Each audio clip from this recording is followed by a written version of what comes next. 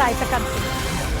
All right, we're getting in breaking inputs that Congress General Secretary Jairam Ramesh has sparked a row by tweeting out the latest, saying that he's in fact gone on to call G20 summit as an election campaign for the BJP in a year just ahead of the general election, when India is all set to go to general election in the year 2024. He's also called Prime Minister Modi a great event manager. Let's quickly go across to Pallavi Ghosh, who's joining me on the phone line. Pallavi, remember, Prime Minister Modi has always been credited for taking India to the international stage. And now, by sort of countering that, by calling Prime Minister Modi an event manager, what do you make of the narrative that the Congress is trying to weave in? So there's usually a thumb rule when it comes to politics, and that is that you do not attack any government for that matter as far as foreign policy or international policy issues are concerned, and especially if there's a big global event which is taking place.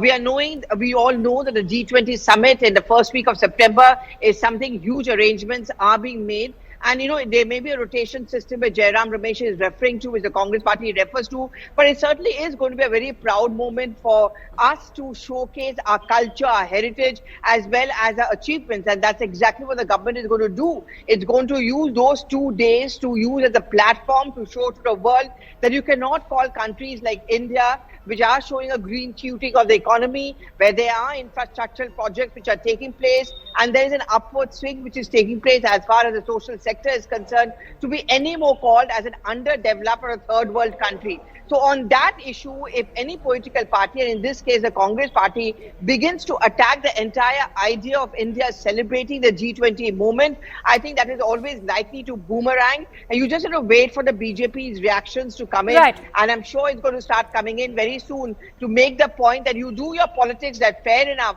But on foreign policy issues, we all need to stand together as one country. It's very interesting that you mention on foreign policy issues, because whenever we've seen Prime Minister Modi, in fact, visit abroad as well, not just the G20, whenever we've seen his past tours, whether it was the United States or even France, the Congress was very, very vociferous about whatever was happening in the country and how Prime Minister Modi was in fact absent at the time. Whenever it comes to Prime Minister Modi's international presence, why is the what are those examples when the Congress party has in fact attacked Prime Minister Modi?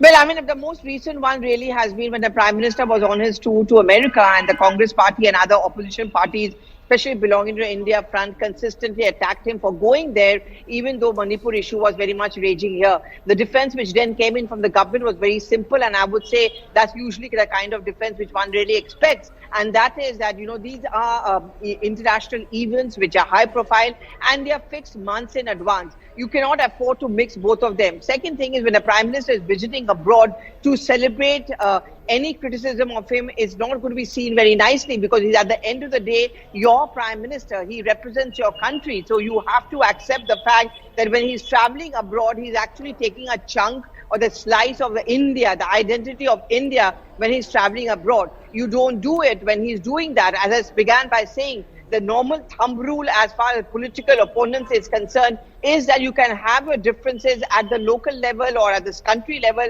but when it comes to international issues, you really need to show the world that we are proud of our identity and we are one India, which is represented by the Prime Minister. Pallavi, also, if we delve deeper into the tweet that has been sent out by Jairam Ramesh, could you also take our viewers through all those points that he's made? In fact, he's very cleverly referred to what Lal Krishna Advani had said in 2014, where he himself had referred to Prime Minister Modi as a very efficient event manager, and he's now using that to substantiate his claims.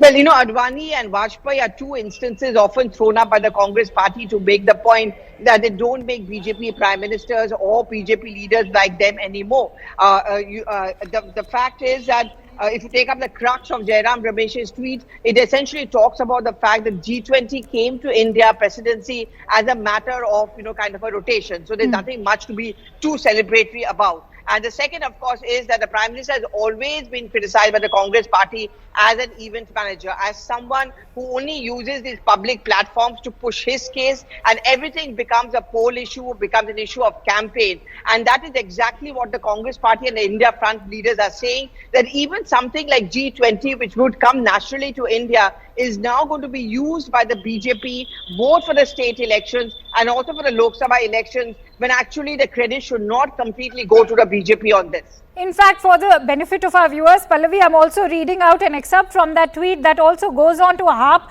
on the achievements of the Congress government back in the year 1983. He says, and let me quote, हमें याद रखना चाहिए कि इसी नई दिल्ली में 1983 में 100 से अधिक देशों का गुटनिरपेक्ष शिखर सम्मेलन और उसके बाद कॉमनवेल्थ देशों का शिखर सम्मेलन सफलतापूर्वक आयोजित हो चुका है।